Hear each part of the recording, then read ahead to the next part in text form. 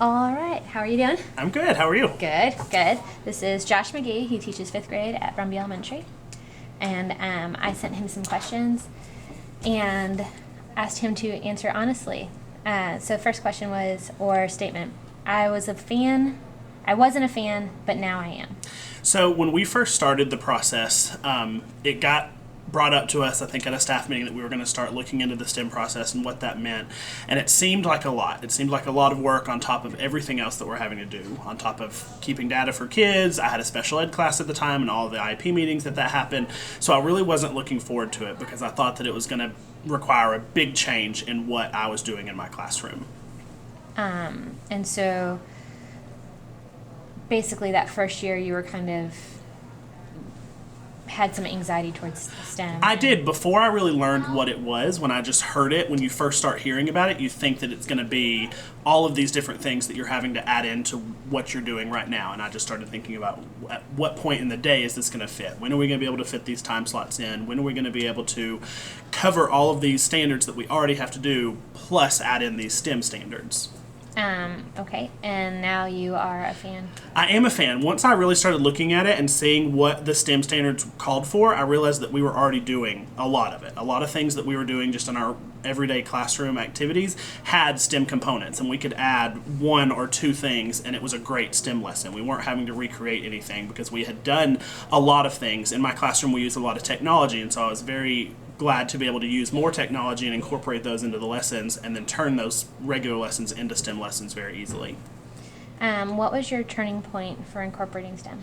I think after the first or second lesson that I did, and I started realizing how engaged the kids were and the information that they were able to come up with based on the lessons, the conversations that they could have, not only with me, but with each other about how they know something or why they know something, really started making me understand that this is a great delivery method. If we can get them more engaged in the lessons and they are learning something more from it, those conversations are what I can actually use to grade them based on our standards. Can they explain that to me? Can they explain that to their friends?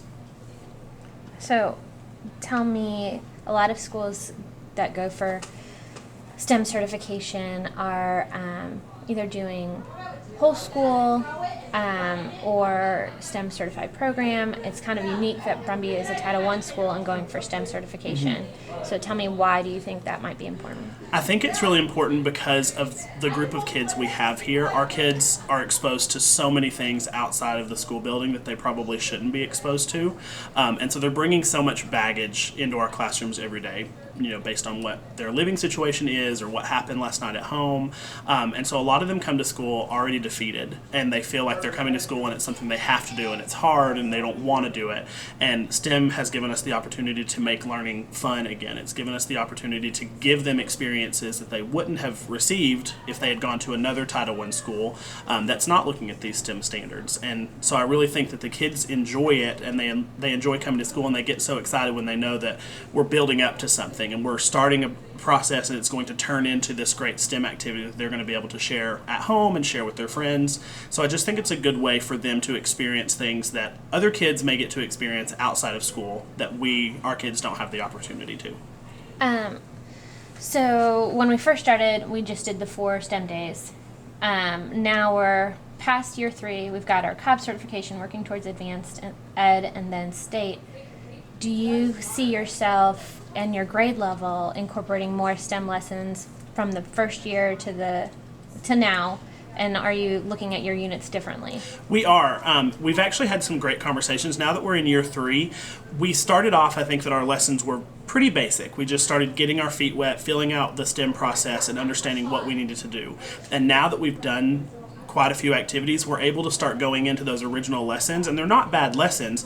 We just need to beef them up a little bit. And so we're adding more of those components into math, and we're adding more technology pieces into it. So it's not just the basic lesson that we started with, which I think is great because it's giving us the opportunity to see growth from year to year. And not only with the kids, but with us, we're able to see how we are being better teachers during those activities because we're incorporating more of our standards into it.